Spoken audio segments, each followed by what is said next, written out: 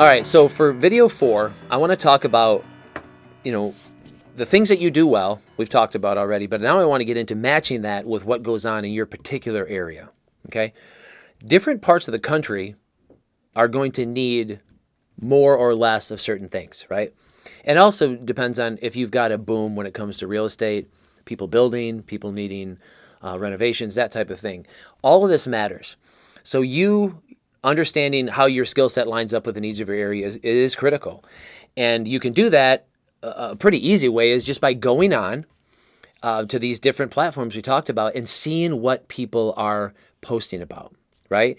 In certain parts of the country, if you've got more, longer, call them the Indian summer, going into the fall or early springs, like we do in Tennessee, where there's more time you spend outside. A lot of people want and have decks.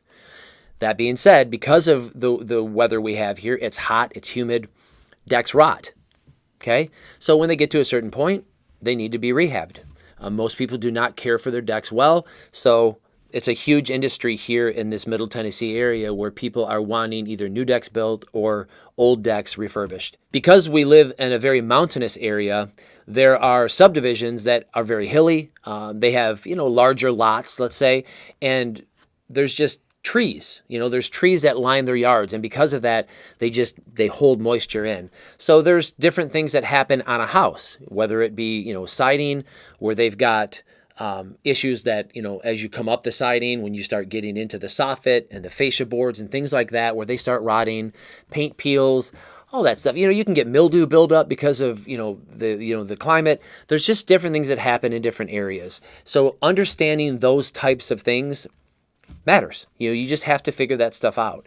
It can be, even as little as power washing driveways, sidewalks, those types of things. If your area isn't nearly as humid and there isn't as many things that are getting onto the to those areas, then you're not going to have as many. But if you're in those areas, you're going to have a lot, and there's a lot of people that need certain things done.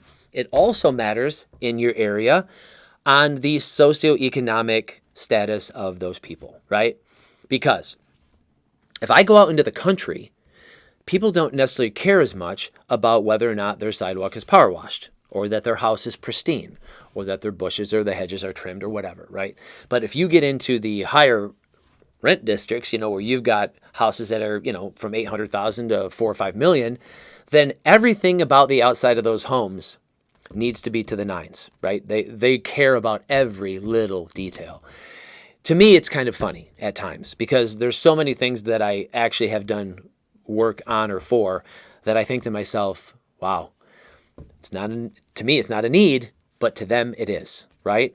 And so understanding those needs of your particular clients, it matters. And so figuring those things out will also expand your territory, because when you get into a job, right, and you're doing something, you may notice that, oh, wow, well, that over there needs to be done. You bring that up to the client and you say, well, have you ever noticed that this over here is beginning to discolor or rot or needs to be replaced? And you can definitely upsell. You can definitely get better at picking those things out, and then taking a job that was maybe a few $100s and turn it into $1,000 so that you can help a client do some things that can be preventative or just maintenance issues that maybe they didn't understand. I do not suggest you try and upsell just for the sake of making money. It will always come back to bite you in the butt. So if you're going to do that, do it with the right frame of mind and the right reason that you're doing it. Do it to help. The law of reciprocity will come back and continue to give you more and more as long as you're willing to do it for the right reasons. You understand that? Do not try and get over on clients simply to make money. You will not be in this industry very long, and you will be found out, and it will cause pain to you and the people that you work for, because people talk. And the one thing that you're going to realize, if you mess with their homes, if you mess with their money, they're going to talk about you. So you have to be willing to, when you go and do something, understand that it's critical. And when you take care of those two things, their home, their money, you're good. It's life. Okay? Same thing that you would want around your home and your money. You want somebody to come in, take care of it, do what they say they're going to do, be on time. All that matters. Okay? So the next point I want to make is how do you become confident yet cautious in taking new jobs? Okay, part of that goes back to reading the client, and then part of that goes, back to you and your overall presentation with that client. It's one thing when you're talking to somebody on the phone because they're not seeing you. It's a good and a bad thing, right? Because they're not reading body language. They're just hearing your voice. And another thing I would tell you is this: do not try and come up with very nuanced or detailed job opportunities through text. Trust me when I say, when you get somebody who contacts you and they text you, the one thing you can start with, and this is, if there's a nugget I'm going to drop, you take this one down right now and run with it to the bank. Ask for pictures of the jobs that they want done or the things that they want repaired so that you can wrap your head around what it is they're describing to you or what it is that they need done. Then, after you've looked at them, you've done some research and recon, blowing up the pictures, figuring out what it is, then you make a phone call and then you talk to them. Okay?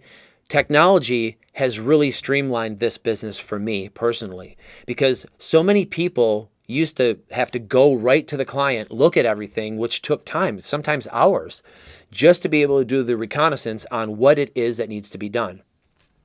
That's not the way it is anymore. People can go and shoot many pictures. They can even take videos of what's going on and send them to you.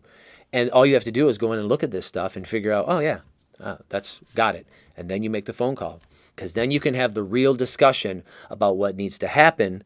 And then you can do it in a way that is very professional, very courteous, but it gets you to the point of being able to make the decision on whether or not the scope of the work meets up with your skill set and what you need to charge to make it work for both of you. Okay?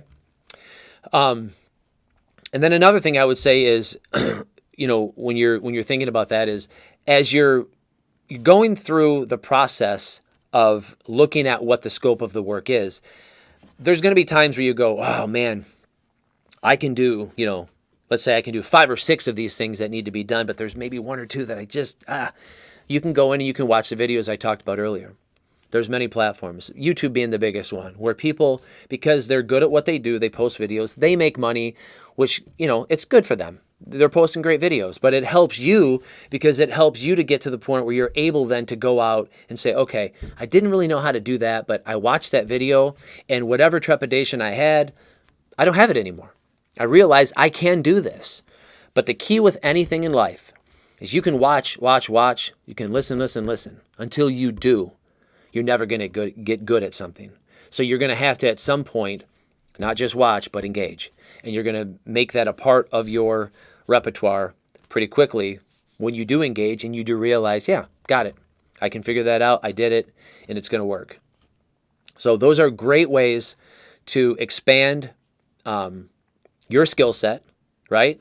By figuring out what's going on in your community, by being confident in what you can do and how you engage with people and getting the jobs that you get, but also making sure that when you get the jobs and then there are other things that come along, that you're willing to spend the time in the evening, early mornings, whatever that is, getting ready so that you are able to fulfill that job duty to the best of your abilities to make that client happy, so that when you walk away from that job, you've not only got paid what you are worth, but you've made that client happy, and the potential of doing more work for them is still there, and doing work for others is also there.